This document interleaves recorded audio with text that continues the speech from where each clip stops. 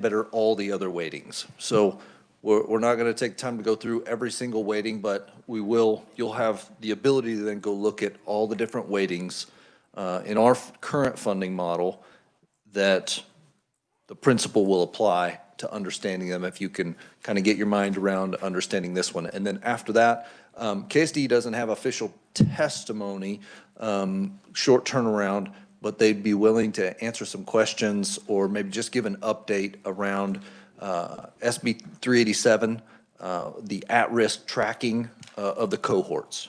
That was passed last year, and just kind of where that's at in the process. So with that, Jennifer Light is going to give us a presentation on, or Matthew Willis is going to give us a presentation on the weightings around at-risk. Thank you, Matthew.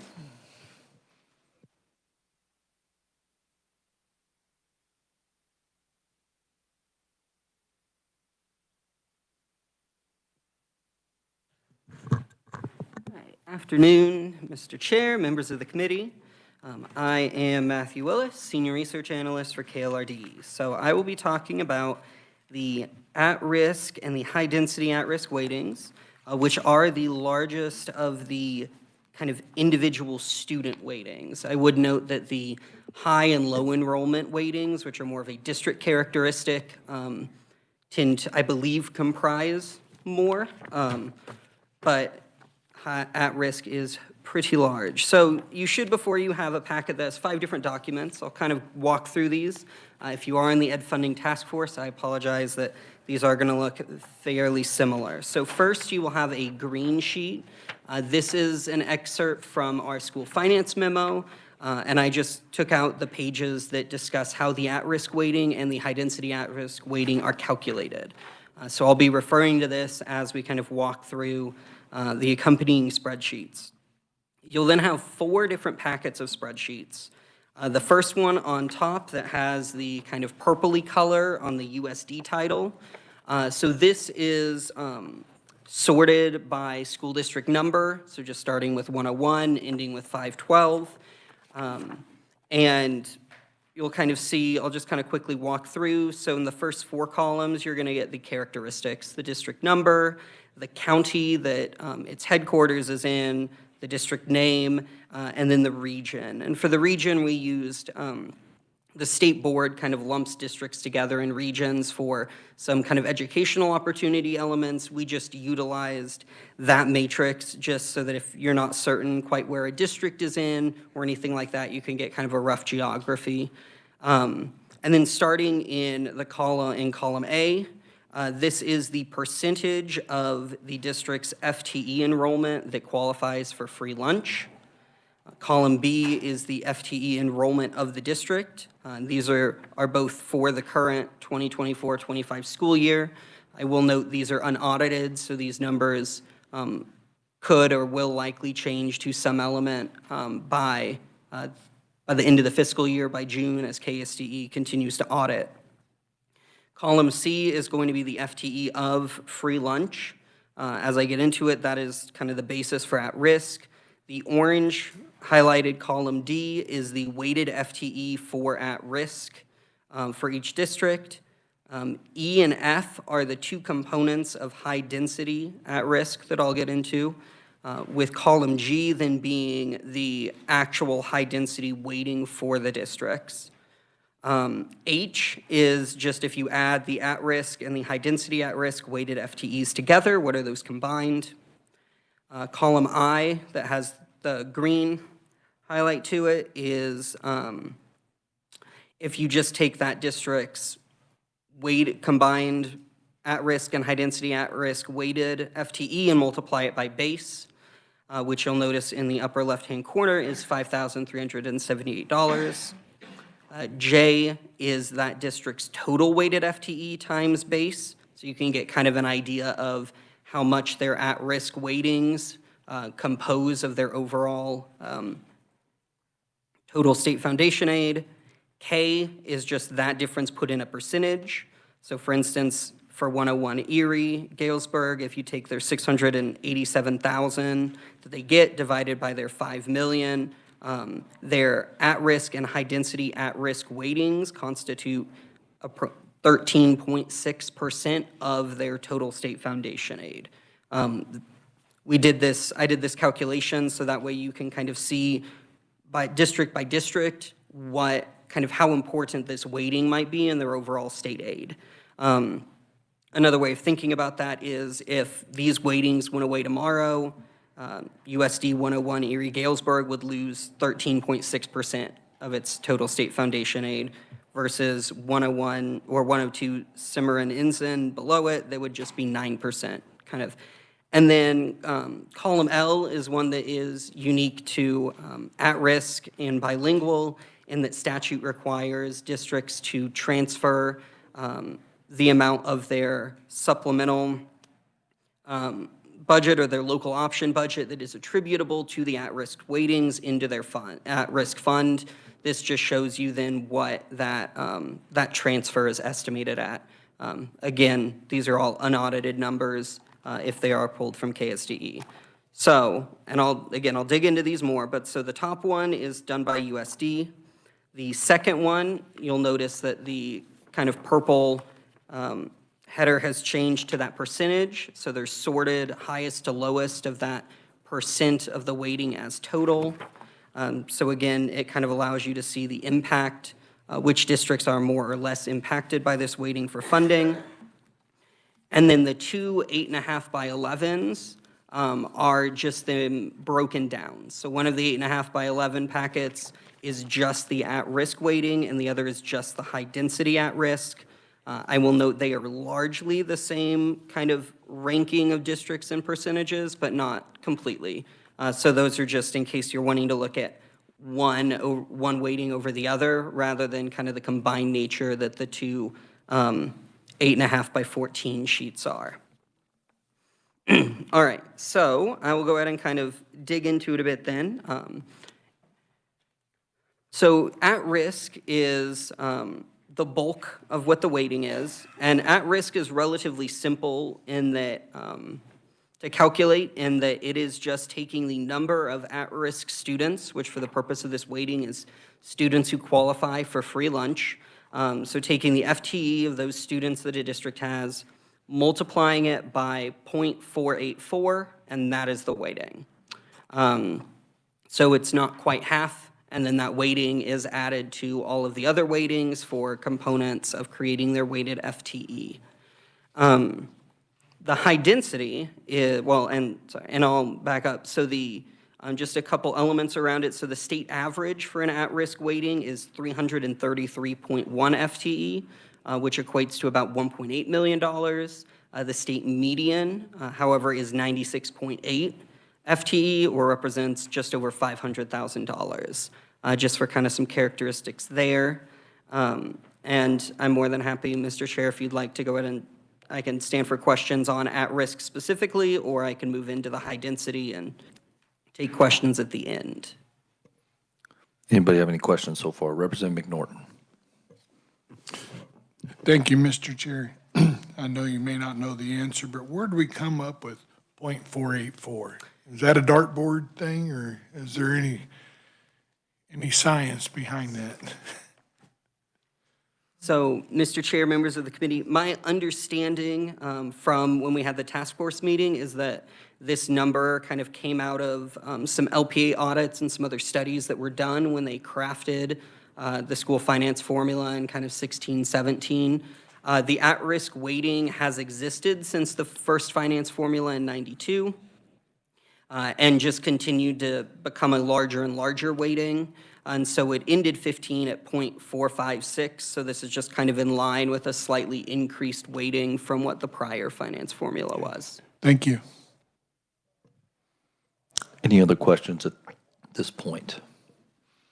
Plenty of time after he completes his full presentation, but seeing none, you can continue. Thank you. Perfect. So high density is a little bit more complicated than just the at-risk. So the high density is working on calculating an additional at-risk weighting. So this is in conjunction with just your free lunch students to provide an additional weighting to districts or buildings that have, as the name would suggest, a high density of at-risk students.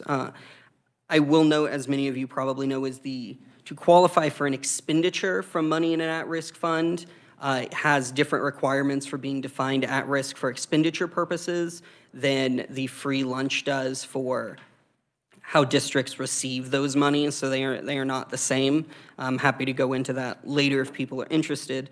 But for the high density, the reason you'll see two columns in E and F is that districts have the ability to calculate it either for a district-wide level or building by building. And statute allows for kind of whichever calculation is greater is then the one that they're able to go for. And so you'll see some districts are fairly similar in their building or their school. But like one example I know I had seen, not to be picking on anyone, but for instance, USD 512 Shawnee Mission, at the district level, they would not qualify for any high density, but when they go building by building, they do qualify for 411.4 FTE. And so you will kind of notice, and that's what the gray boxes, each one that's highlighted gray is to help you kind of more easily see which of those components a district is utilizing for determining their high density weighting. So the high density weighting has kind of several tiers of formulas. So the first one is if the district or a building has an at-risk population, so a free lunch population of at least 50%. You then just take that number and you multiply that FTE by 0.105. Additionally, then the other is if they have more than 35% but less than 50, you then take, as you'll see on kind of the back part of the memo, you're going to take that percentage of students they have, subtract 35% from it, multiply that number by 0.7, and then multiply that number by the at-risk enrollment. And so the example there in the memo is, say the district has 40%, they would subtract 35 from it, so that would leave 0.05, multiply that by 0.7, multiply that by, let's say their population was 1,000, that gives them a weighting of 35. So it does tier up in the sense of once you hit that 35, it is kind of a sliding scale of you're going to get more and more until you hit 50, and then it is just flat in the sense that it's tied to the number of students you have. Once you exceed 50, there's not necessarily an escalator that would modify kind of that greater. And again, it's allowed for doing that either at the district or the building level. And with that, I'm happy to kind of take some questions on the high density as well. It's definitely a fun math experiment to try and come up with the same numbers to understand if you know what's going on. Do I have any questions? Representative Steele. Thank you, Mr. Chair. Thank you so much. Can you repeat what you just said about if it was higher than 50%?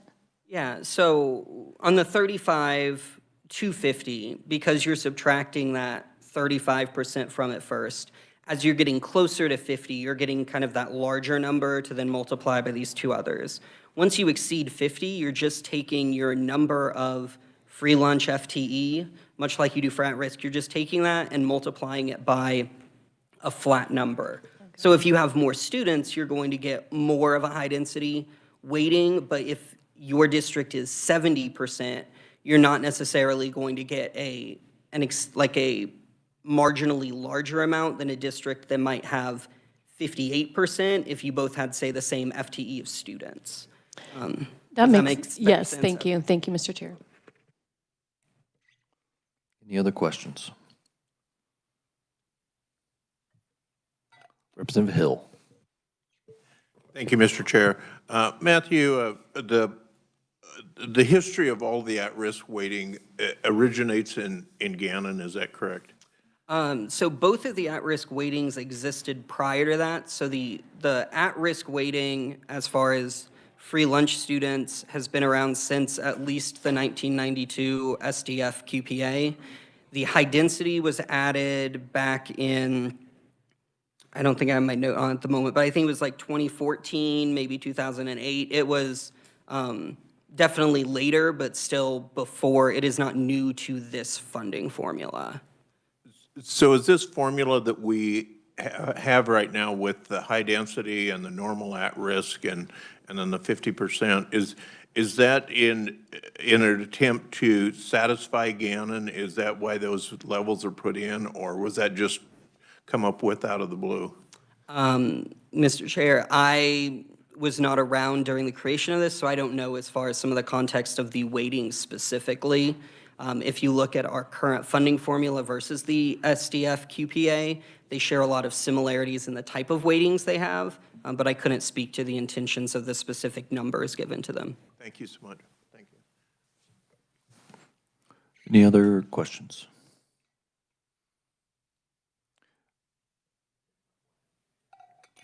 Nick, do you want to answer around the history lesson? Well, so committee, the SDF QPA prior to the block grants bill, as Matthew said, the at-risk weighting was 0.456, correct?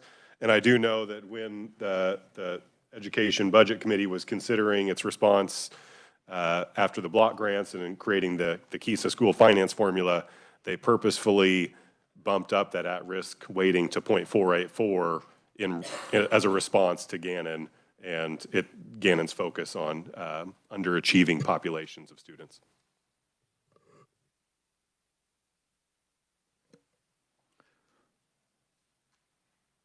And mostly wanted to provide this to the committee, like I said at the beginning, but there was some awesome members who came in a little late, so I'll just re-say it.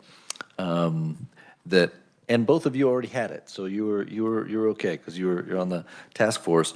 But just to give kind of a little overview on the weightings that are in our formula, to where if you can understand one of them, it's a little easier to understand the rest of them. So just give committee space to understand. Representative Estes. Those of us who were late apologize. The dog did not eat the homework. There was confusion because about whether you had canceled, and I overheard your conversation with another representative saying you had canceled. So we meant no disrespect and do apologize to you and the committee. No, it's okay. I did cancel for tomorrow because the person that I was trying to get to come is going to come next week. So I'll tell you the schedule for next week once we're done. Any more questions for Matthew? With that, unless there's anything else you'd like to share with us, appreciate you going over that and giving us the paperwork so we can mull on it a little bit. Thank you.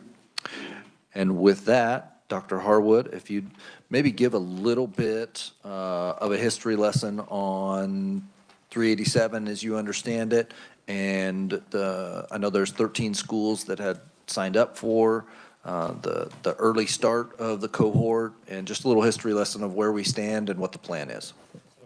So thank you, Mr. Chair, members of the committee, and with the chair's permission, I'll kind of back up and even a little bit farther than that. One thing that confuses people a lot is the terms free lunch and at risk. And so I will be intentional when I talk about free lunch. That's how we get the funding. At risk is how we spend it. So what Matthew was talking about in 725151 and how we calculate the funding is by counting the students that qualify for free lunch. Getting free lunch does not qualify you for at-risk services. Different start part of the statute. So I just want to be, that gets people confused. And one of the reasons that gets people confused is that I've heard teachers say, I don't even know who the at-risk kids are. Well, you don't know who the free lunch kids are. You helped make the list of the at-risk kids because when we look at some of the qualifiers, teachers are the ones that kind of bring that forward. So it gets used interchangeably, but they're really different things. So there are two other statutes beyond 5151, and the next one I want to talk about is 5153, and this is about how you spend the money. And so this is where we talk about the state board has to have the list, and if something's not on the list, you can't use at-risk funding on it. Now, there's a provisional, and there's some other things that go there, but when we talk about the list of approved at-risk procedures, that's what the state board approves. The next thing is that you can use those interventions that you pay for with at-risk funding that are on the at-risk list in service of students that are identified as at risk. And to do that, you look at 5153A, which has a list of 12 qualifiers. And so I'll just read those real quick. Is not working at academic grade level, is not meeting requirements necessary to promotion in the next grade, is not meeting requirements necessary for graduation, has insufficient mastery of skills or is not meeting state standards, has been retained, has a high rate of absenteeism, has repeated suspensions and expulsions, is homeless and or migrant, is identified as English language learner, has social emotional needs that cause a student to be unsuccessful in school, is identified as a student with dyslexia or characteristics of dyslexia, and then one that was added last year is a student in foster care or otherwise in the custody of the Secretary of the Department of Children and Families. So if you meet one of those criteria, you are eligible for the district to spend at-risk funding on with one of the approved things. Now, the other thing that got changed in 387 is basically saying that, and you can have collateral benefit for students that are not identified as at risk. So that just, if there's not additional cost. So that means that if you're doing a program and it doesn't cost you any more to have another student that needs the service but hasn't yet been identified as at risk, you can still do that. And there are some things that, but if there's an additional cost, you can't. And so what I use for districts when I explain this is that if you're gonna getting a subscription to an online tutoring program, and each student has to have their own license, then you can't use that on anybody that's not at risk and use at-risk funds for it. If you can buy a site license for it so that you can have as many students on it as you want, but you bought it primarily to serve at-risk students, but somebody else can benefit, then you can let them use it. So that's just kind of how all those things work together. So then some of this was actually part of Senate Bill, House Sub for Senate Bill 387. And so all of those things were in place before. House, well, so I'll just say 387 because the House Sub for all that kind of gets cumbersome after a while. So in 387, a pilot program for an at-risk accountability plan was developed. And that's what I'm going to talk about today. And so the pilot started this year. And so there are 13 districts, and I probably should have brought that list, but I didn't, so I can get that to you again. I think KLRD has sent it before. There are 13 districts that are working on a pilot. And so we worked through from September when they are identified by the state board through December, kind of coming up with some kind of broad strokes of the plan. And now we have two separate subcommittees that are still working, and I have not been, they meet at 1 o'clock on Wednesdays, and I have other meetings at 1:30, so I have not been attending those, but I got an update today. And so one of them is about cohorts and assessments, and then the other one is about expenditures and financial reporting. So we've got two different groups, business people, and then curriculum and assessment leaders on the other thing. So that's where we're going to kind of start from. All districts will participate starting in 26-27. So all districts have to have their at-risk accountability plan for 26-27. For 25-26, the pilot districts will actually put together their first plan based on what we put together this year. For 24-25, the only thing that was required of the reporting that was required for the pilot schools was the financial reporting. So they'll do that financial reporting for us so we can get an idea of that. Next year, they'll do their whole plan in June of 26. All districts will report their expenditures according to the plan, and then all of them will have a full plan for 26-27. So the things that have kind of come about there is that, I'll just talk about some broad strokes of it. One of the major portions is that every school board has to identify 2 cohorts of students. And so the cohorts, one has to be 3rd grade, and then the other has to be some grade K through 8. And then, if possible, one of those cohorts needs to be free lunch students, And then the other cohort has to be some other qualifier that we break down state assessments by.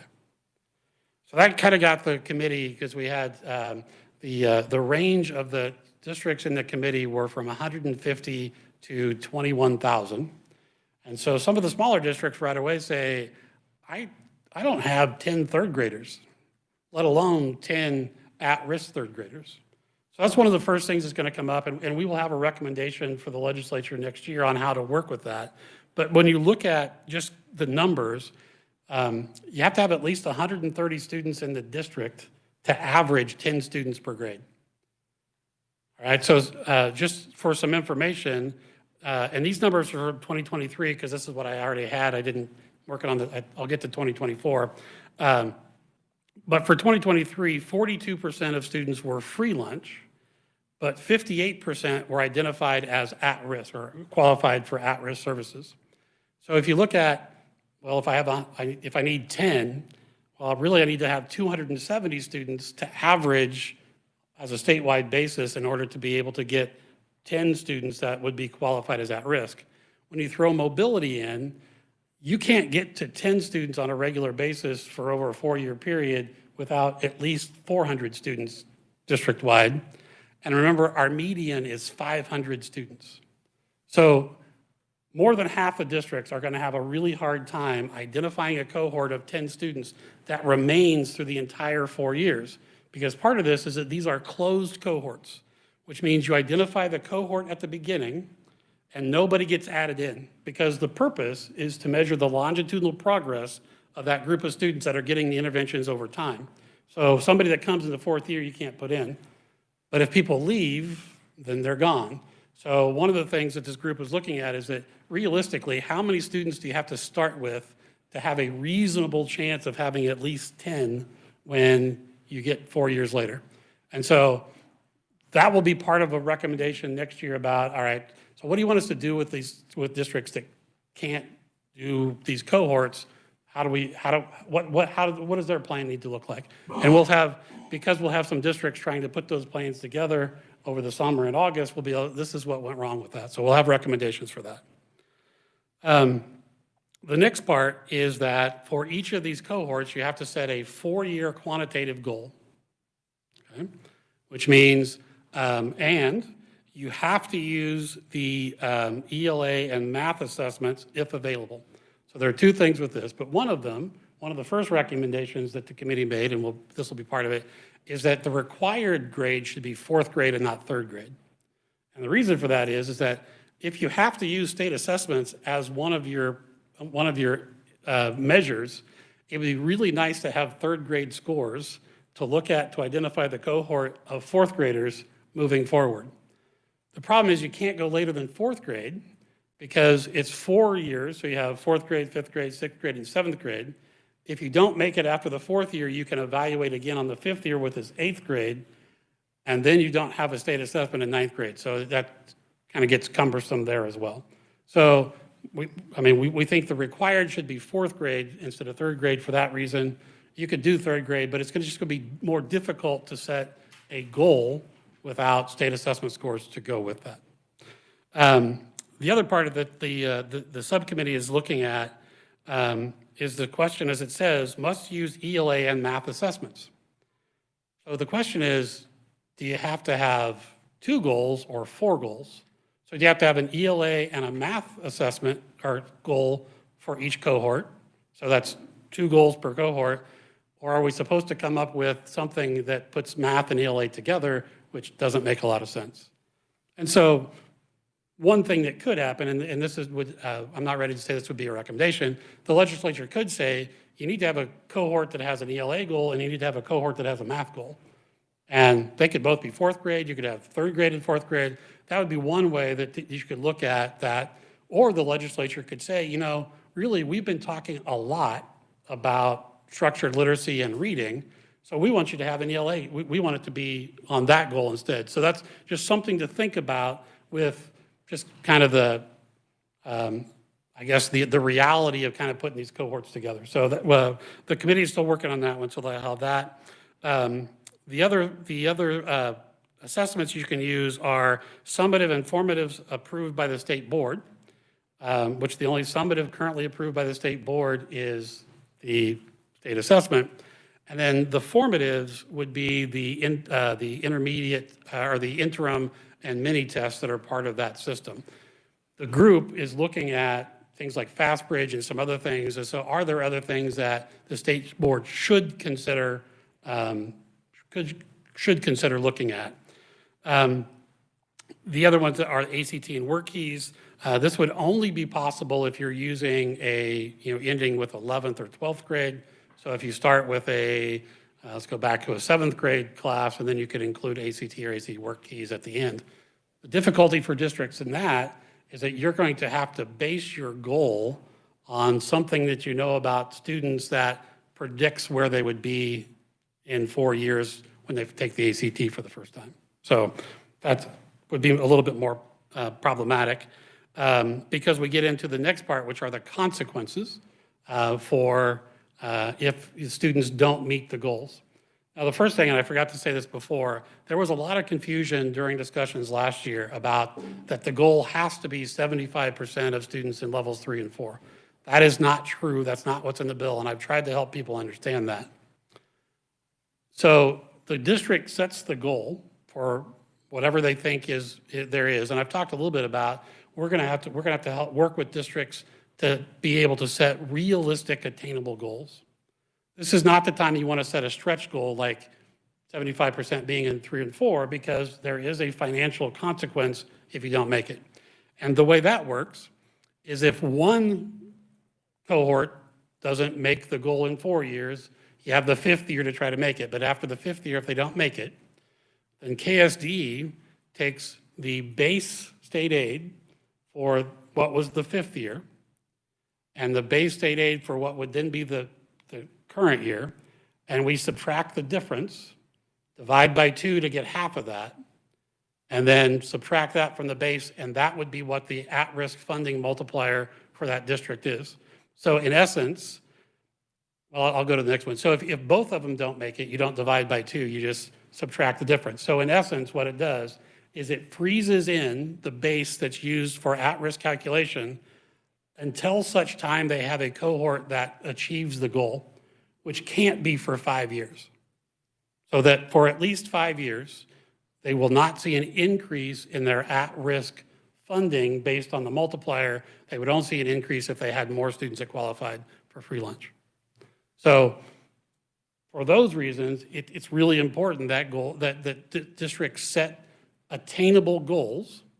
What we've also talked to them about is if you set unreasonably low goals, the legislature is going to pick up on that, and sooner or later there's going to be something about this is what the goal has to be, or those, and which is not going to be good for the districts or the students either, because it needs to be tied to what that group of students is.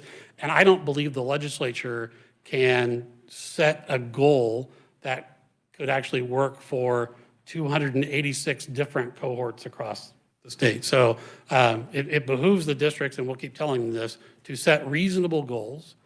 This is also why the funding for the 2 positions that we talked about during the budget are so important, is that these 2 people would be looking at the goals that get set and would be giving recommendations back to districts about, is that goal reasonable, both because is it too high or is it too low?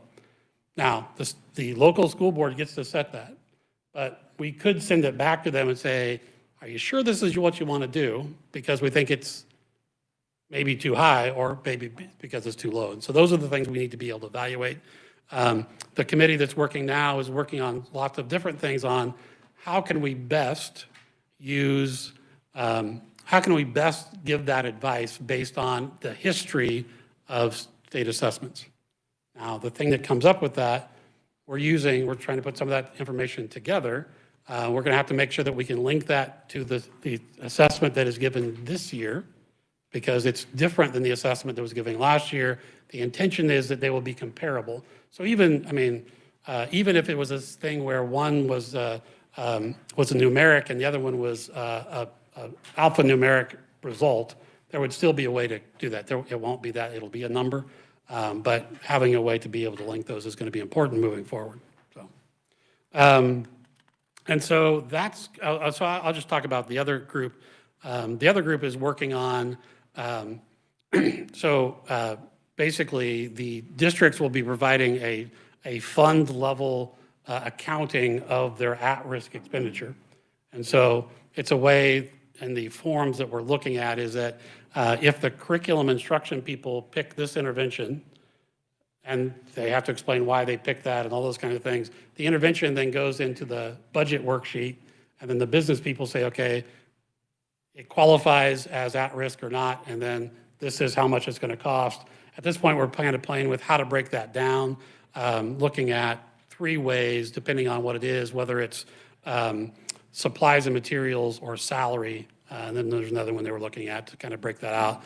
I mean, some interventions are very salary heavy. So if you're going to do summer school, biggest part of that is going to be salary. Now, there are certainly some other, supplies and materials, but most of that salary. If you buy, like I talked about, like an online supplemental material, that's certainly going to be much more of a supplier material and how they want to break that out.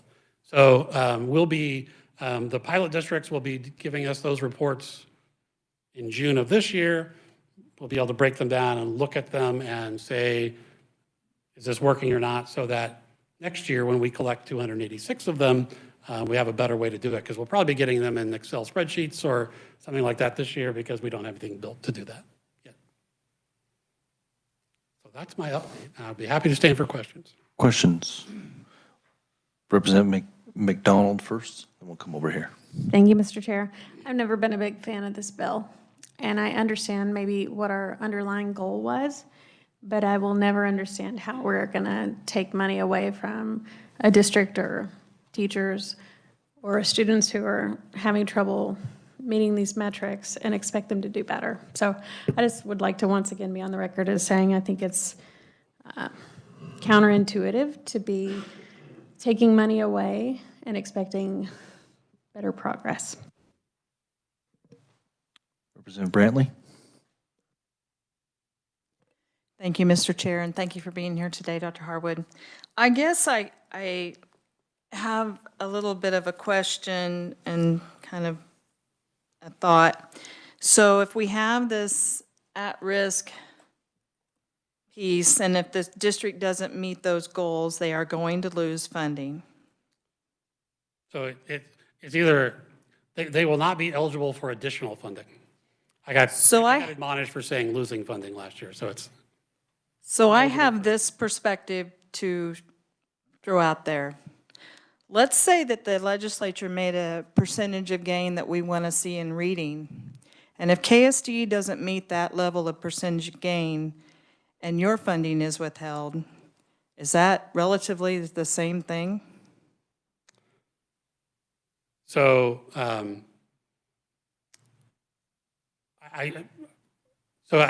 don't, I'm trying to figure out how that would work, because KSDE, I mean, quite frankly, we don't teach anybody anything. We support districts, but we have, I'm not sure how that would work, but yes, it would be similar to that. Okay. You could come up with a lot of analogies outside of education where if the Department of Transportation doesn't get enough roads built, we're going to cut their funding because they didn't build enough roads. I absolutely agree, but I also feel that our academics aren't increasing, they're going down. So I totally agree with you there that, I'm just trying to think relative at a school, if you're trying to bring up the at-risk results and you're getting punished. I mean, if you are legitimately working on that, then pulling funding, as my representative over here from Olathe was talking about, that's kind of a two-way piece, and I guess what's good for the goose is good for the gander. So if reading scores aren't going up, does that mean that KSD? Anyway, thank you very much. So if I may, so one of the things that I've been talking about with districts as we do this is that our goal is to do this so well that the legislature, when we get to 2027, and you start to see a couple of them and say, yeah, we don't need to do that part. The accountability plan is enough. Districts are doing what they're doing, and so we don't have to have the stick out there to do that. Representative Steele. Thank you, Mr. Chair. Thank you, Dr. Harwood. Okay, so you said that they have to set the 4-year quantitative goal with the ELA and the math, but we don't have cut scores for that, for the new test. True. So there are a lot of different ways you could do that. So you could set a goal of, so we have this cohort of students and they're at-risk students. So we're going to say 75% of them are in level 1. So we've already talked about that the next test will have the similar levels. So you could say in 4 years, we would like for less than 40% of them to be in level 1, which would be, a 50% improvement over that group of students. There are other ways, so we could also use scale scores, which the students get, and the scale score is what determines. That's more difficult from grade to grade because our tests are not vertically aligned. So the same scale score at one grade level doesn't translate.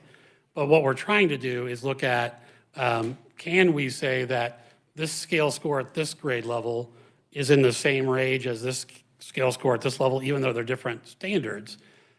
Now, what could happen, and it would take a lot of explaining, is you could say that, well, your scale score is 300 in 3rd grade, and our goal is that we're going to be at 250 in 7th grade. And that's going to be hard to explain why you have the number lower, but if that's actually is a higher rate, that's more students being in a higher category, that'd be one way to do it. It just makes it difficult to do. And is there any correlation on implementation of this 387 with the new accreditation model? So, correlation, so we are trying to connect them. So I'll stay away from correlation because we're looking at correlations, and that's a statistical thing, and that's going to, so no, because there's no data yet.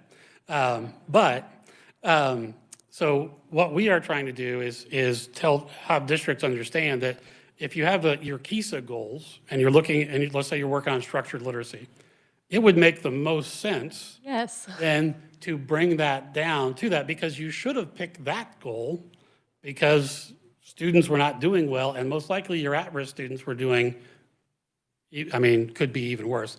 Now, the way it does can get, I guess, harder to see a connection is that when you look at some of the reasons you could be at risk, you could decide that the way that we're going to improve our state assessment goals is to decrease chronic absenteeism. And so you could have interventions around chronic absenteeism, but your goal is still tied to the state assessment. So that's going to be a little bit harder to do that. But whether you pick structured literacy or high quality instructional materials or balanced assessment or quality instruction, all of those should be connected, and we are encouraging districts, along with the building plans that they have to have for identified schools, it should all fit together. Just making sure. We also talked about whether or not the legislative required needs assessment fits in here someplace. And so the idea being that those should not be separate things, and a lot of times they are thought of as, it's one more thing we have to do. No, this is just one part of something you already should have been doing. Yeah, if you're really focused on this and then you're tying that with your new accreditation, you should be able to, which is why I use the word correlate, but I understand what you're saying. But there's it's like we're talking statistics, but so that would be guidance that we would be giving, is that you shouldn't go out in left field and try to find something to work on. You already know what it is. And KISA 2.0, by the time this comes into place, is already going to be using your state assessment scores as part of the accountability measure. The best way to increase your district-wide test scores is to help the students achieving at the lowest levels.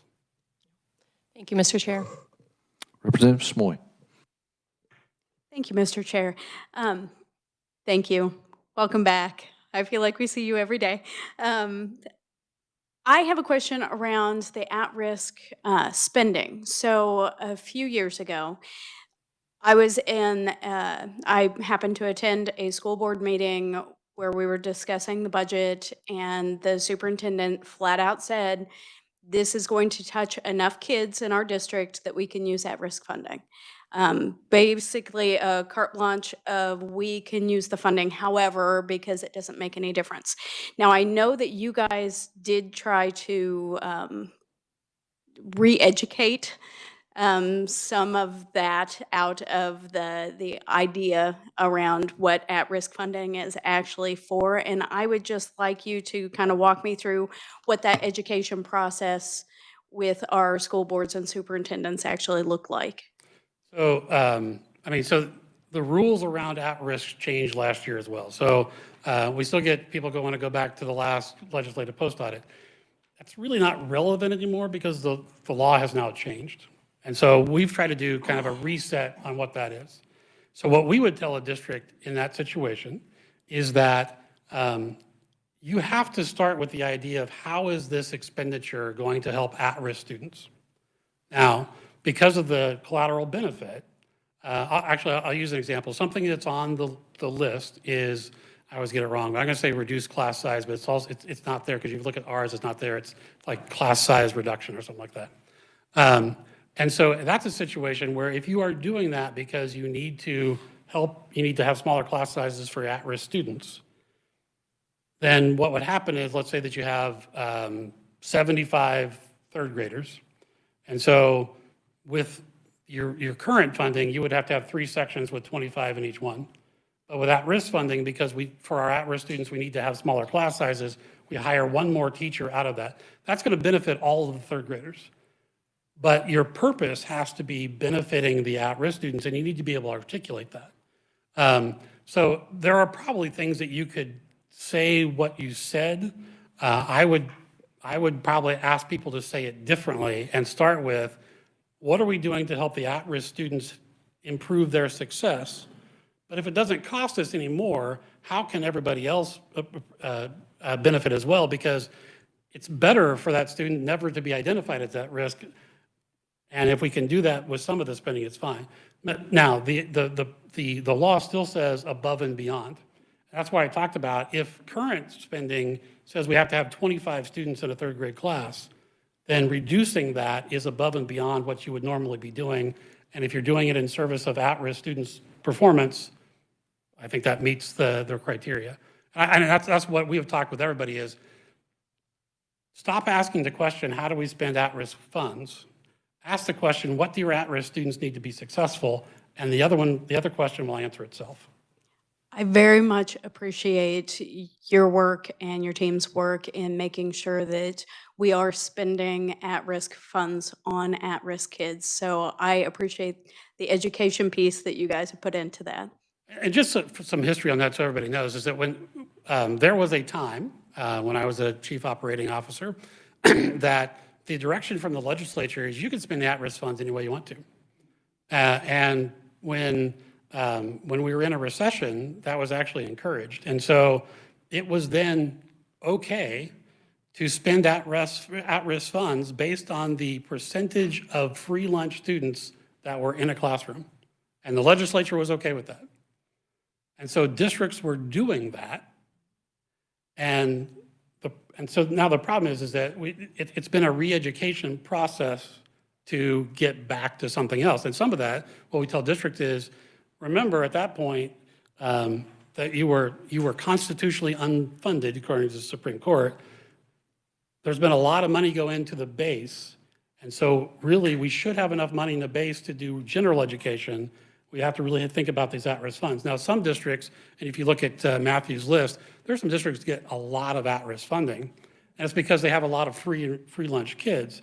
And so in those districts, it does get more difficult to say, what are we doing that is not above and beyond? And do you compare that to what we have to do in our district versus another district that doesn't have as much need? And so I think that's something that we can talk about is above and beyond, is it still okay to do it in every school in this district because they have that level of need, and other districts can't do it because they don't have that? So I think that needs to be in the conversation, but it still goes back to start with, what do our at-risk students need to be successful? Thank you for that question. I have one around, and it's a little bit around that, the post-out I talked about targeting that what in a sense would work would be targeting the funding towards targeted results.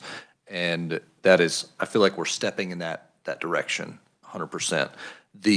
One of the questions I have, or maybe re-clarify, part of that was teacher pay with at-risk funding. And I think that explain that kind of how that is in the news system, because it's hard to run a program without teachers. You know, you can't just have a software teaching kids. There's a part of it that is a curriculum part, and there's a part of it that is a staffing part. Talk through us on how the new at-risk model works with teachers. So thank you for that question. So to go a little bit back to the study, they talked about that a large portion of the at-risk funds were spent on staff. Okay, 85% of all of the funding a school district gets is spent on staff. Education is a person-heavy industry. And quite frankly, I used to tell people all the time, school boards all the time, the best thing we can do is have the best people working with our kids. And so most of the at-risk funding is to be spent on people. So then you get into the question of what is above and beyond. Having a third grade teacher is not above and beyond. So just saying that, well, you have half the kids in your class are free lunch, so half of your salary is now at-risk spending is not okay. And that's, we've moved away from that. We've actually been telling districts that since before the LPA audit, but some people catch on faster than others. I think we've got their attention now. So what you have to do then is if you are hiring a classroom aide, well, that's all going to be salary, but it's something above and beyond what you're doing someplace else. And that's what I talked about with reducing class sizes for at-risk. The first 3 teachers you already got money for, but because you want to go smaller class sizes, and that has peer review to show that it can be successful for at-risk students, hiring that 4th teacher then is what is above and beyond. And so that's what we're asking districts to clarify. And so when you look at the LPA study, the other part that they talked about was when teachers are performing at-risk or approved at-risk programs during the regular classroom, and can their time doing that be part of that? And so LPA said that was acceptable. And so there are districts that do those things.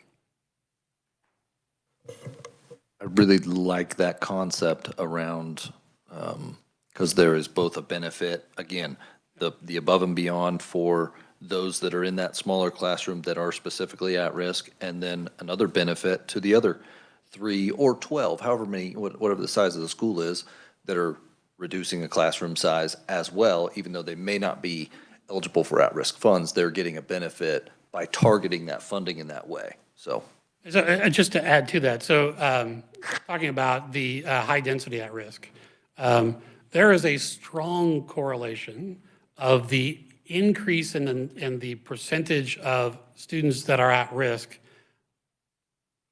making it costing a lot more.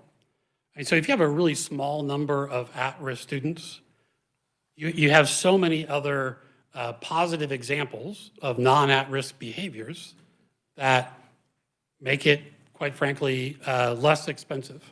The more that changes, now the students that, I mean, the at-risk behaviors or the things that are the at-risk attributes are a larger part of just the entire population, it gets harder and more expensive then to make changes. And so I mean, that's the major thing behind high density at risk and why I think that's important, and that's come up before.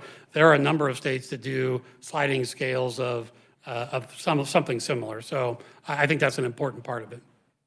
And also just to, kind of back to, that there is a bit of there's a consequence in 387 that is an encouragement to really go after this and get this right because of that high benefit district-wide that comes with getting this part right, spending these funds well. Representative Hill.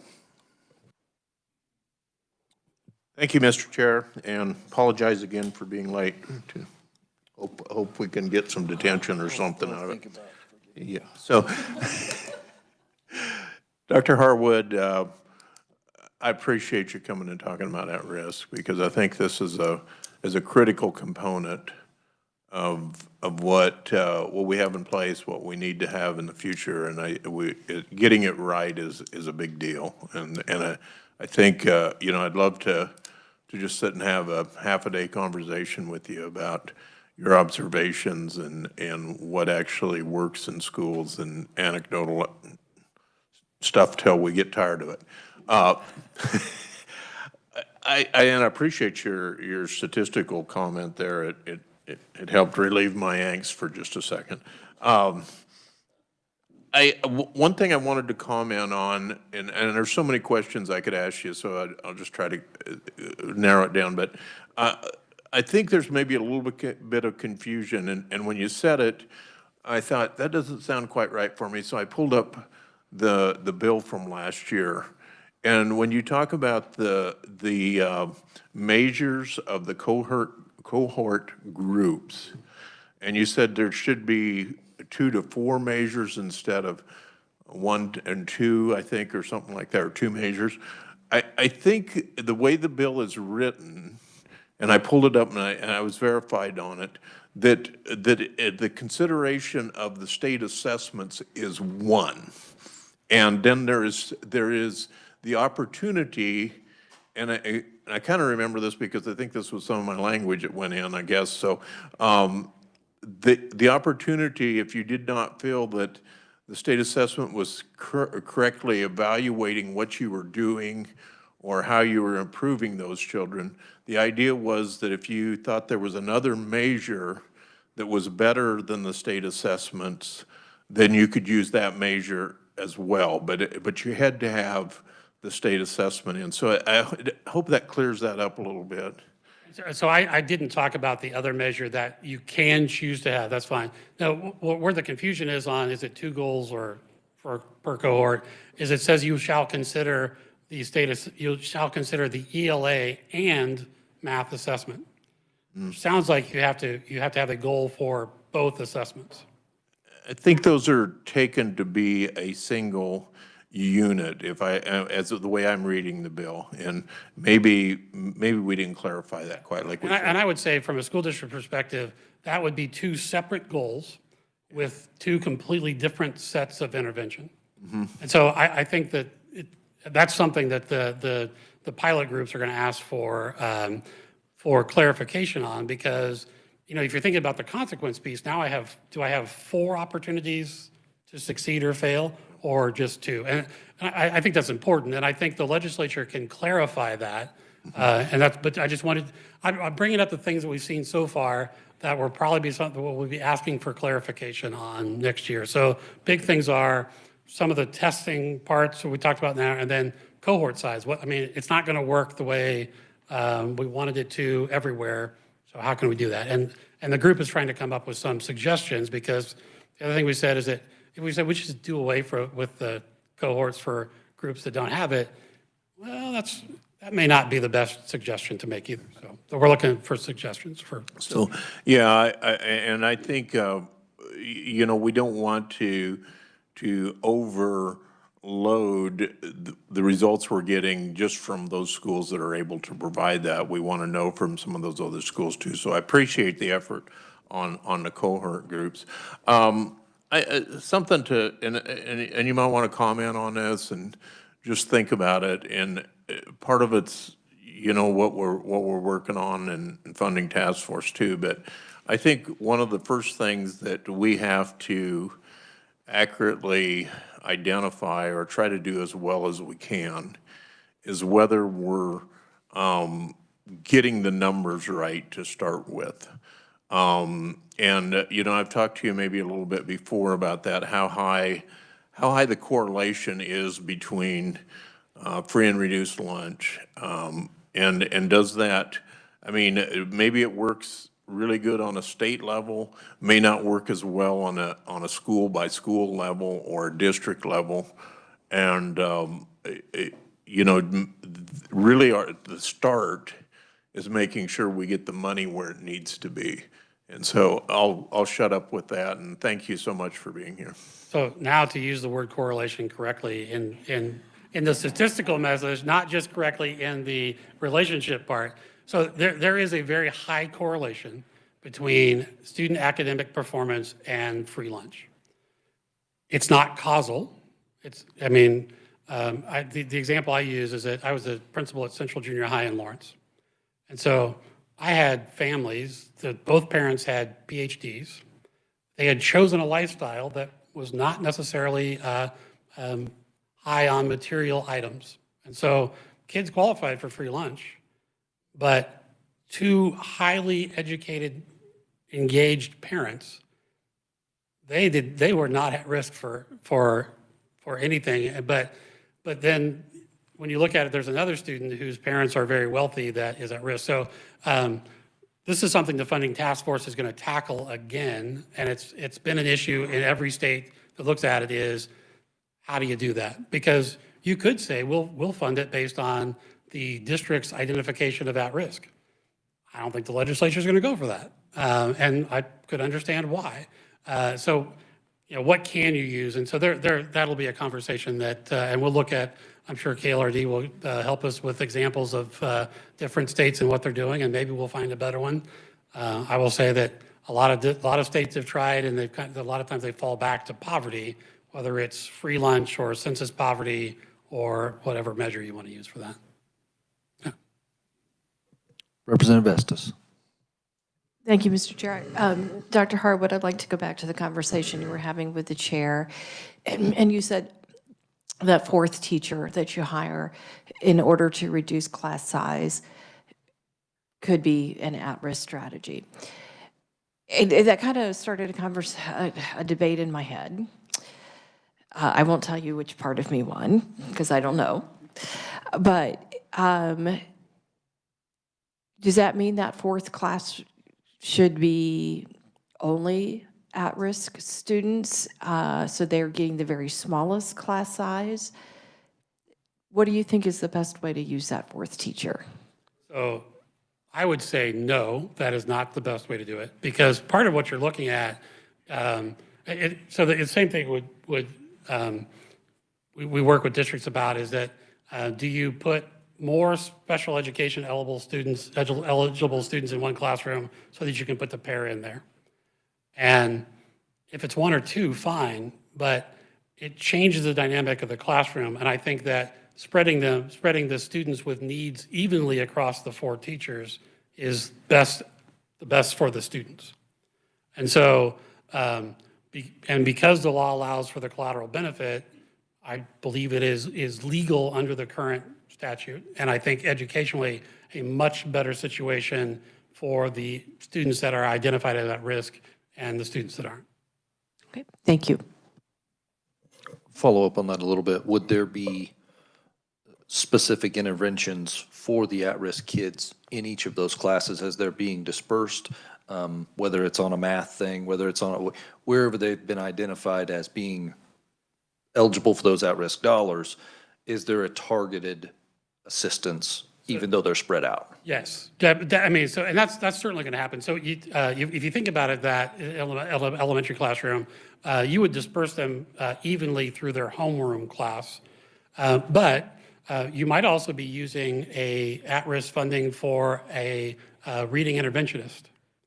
And so, because one of the things that's on there is you're not being successful with that. So those students, that could be a pull-out situation where you're taking students from all four of the classes that have the same needs, working with them together and moving back and forth. So it's kind of a yes and in that situation. The class size reduction is one intervention, but now you're going to be, but it's kind of a generalized intervention. Now what you're going to want to do is have targeted interventions for specific learning needs. And that's where you might get into things where, no, the non-at-risk students don't get that because they don't have that need. And so, probably most of you remember reading groups at one time or another. They do the same thing for math. And so a little bit, so now I'll switch over to the house education conversation for those of you who missed it. So MTSS is multi-tiered systems of support. And so tier 2 can be pull out or push in interventions. Those could be targeted only for those students that need them. Now, if I have this reading intervention group going on and this one student has the same, sentence fluency issue, wasn't identified as at risk, well, they could go along too and get that service, but most students shouldn't do that. So MTSS, if you, one of the ways you look at it is that between, I don't know, 75 and 85% of the students should get their learning from tier 1. And so now you're only looking at 15 to 25% that are getting tier 2 interventions, and really 5 or 10% that are getting tier 3 interventions. And so the interventions get more specific and more intense as you move up. And certainly then, unless it's going to be paid for with bilingual or special ed funds, at-risk funds would make sense to pay for some of those interventions. Understandable. Representative Brantley. Thank you, Mr. Chair. Thank you again, Dr. Harwood. First off, I agree with you totally when you said, we agree, whoa. Look at what your students need, and that'll answer your question. Totally agree with that.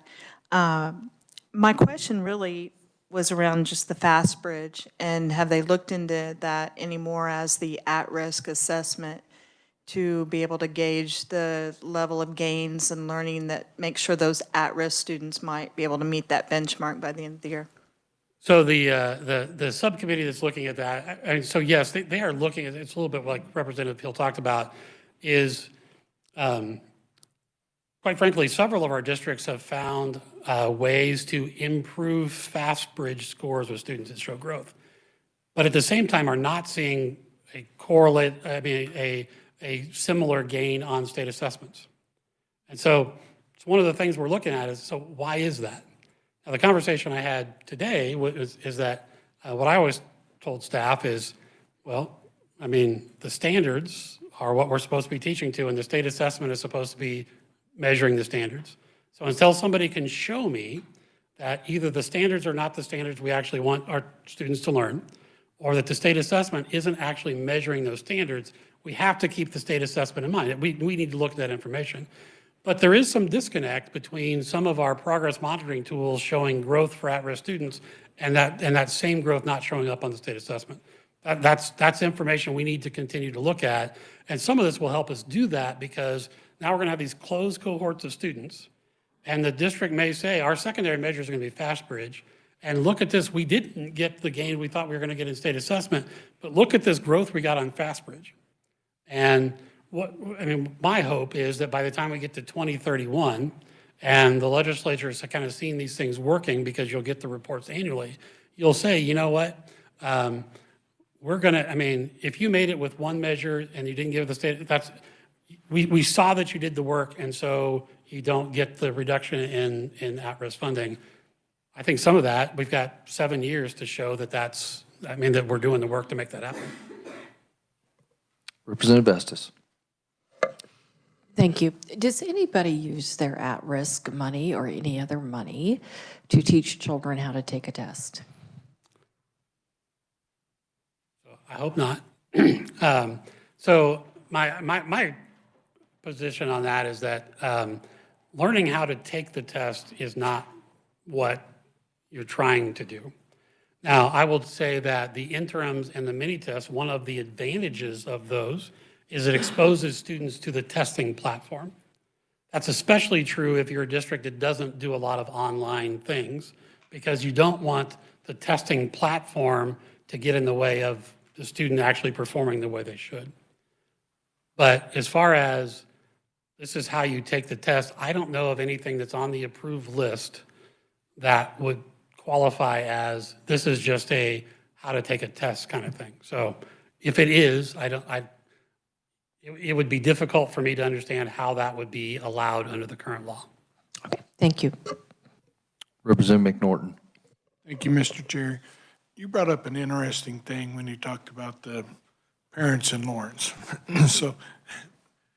So in your opinion, would it be better that we start off with at-risk when they first come into school based on free lunch? And after that initial year, they're based on performance somehow to be at risk instead of using the free lunch only? So if you understand what I'm saying. Yeah. So, and actually, I think Matthew brought this up at the task force. There used to be a non-proficient student weighting. So if students were not scoring proficient on the state assessment, there was additional funding for that. I think there were legislators that somehow thought that schools were trying to make sure their students weren't proficient so they could get more money. I don't know of any educator that would actually do that. So I think the problem we get into is in a funding formula, there are a couple things you're looking for. You'd like for it to be understandable, you'd like for it to be fair, and you would like for people to trust it. And so I think a lot of legislators, when the onus is on the school district to identify who you get money for, legislatures are sometimes very wary of those types of things. So it's kind of a trust but verify thing that's in there. But I mean, I think that can be a part of it, and it makes some sense. You could do some of a hybrid model.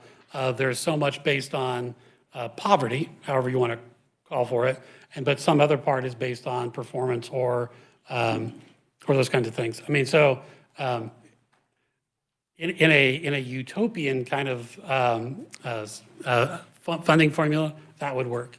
The problem is that when you bring politics and people into it, utopian things don't always work out so well.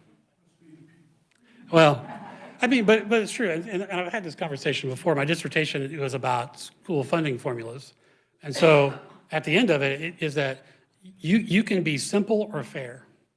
It is really difficult to be both, but the more fair sometimes is much more complicated, and then people don't understand it, and then they think it's not fair or that it's not transparent enough. And so you're really looking for that balance of what is simple and understandable, but actually gets to the fairness of what you're actually trying to accomplish. And it's difficult, but there are some great examples. And actually, Kansas, by the way, is one of the most equitable funding formulas there is.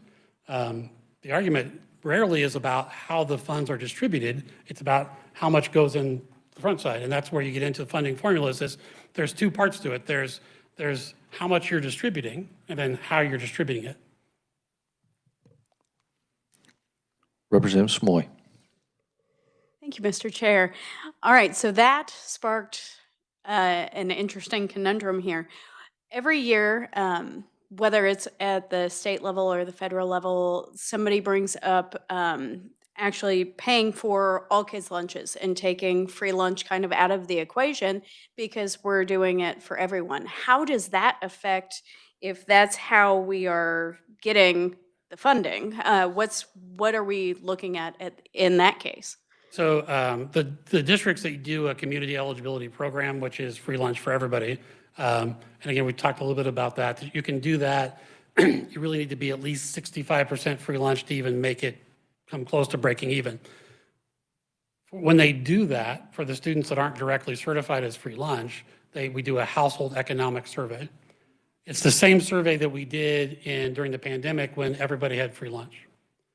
The return on those is not as good as the free lunch application. So one thing districts consider when they're looking at, are we going to do the community eligibility, is what's it going to do to our at-risk funding?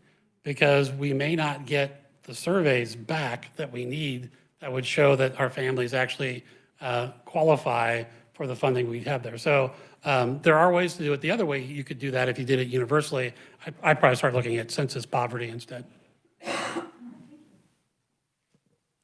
All right, everyone, thank you for your questions. Dr. Harwood, appreciate your comments and standing and answering them for us. Update, I believe our House Bill 2382 will be on the floor Thursday. And if you didn't know, if you want to look into it, Friday's going to be a tax day on the floor. So I think it's getting heard, it was getting heard right now in tax, and then they're trying to get it to the floor by Friday. So just for your gee whiz on that. Next week for us, looks like Monday, Tuesday, Wednesday. Monday, we have presentation by a Greenbush group, Greenbush Centers, and then an update from the Children's Cabinet on Tuesday, and then Kansas Policy Institute. Ward Cassidy is going to come on Wednesday because they were already going to be in town. So we have those 3 days filled. Probably won't be Thursday or Friday. I may leave Thursday for a meeting on the call of the chair in case anything important comes up. But that is the next few days. We don't have a meeting tomorrow. Thursday or Friday, but we'll be here. But you get the 3:30 time frame off for the rest of the week. So thank you for being here. We are adjourned.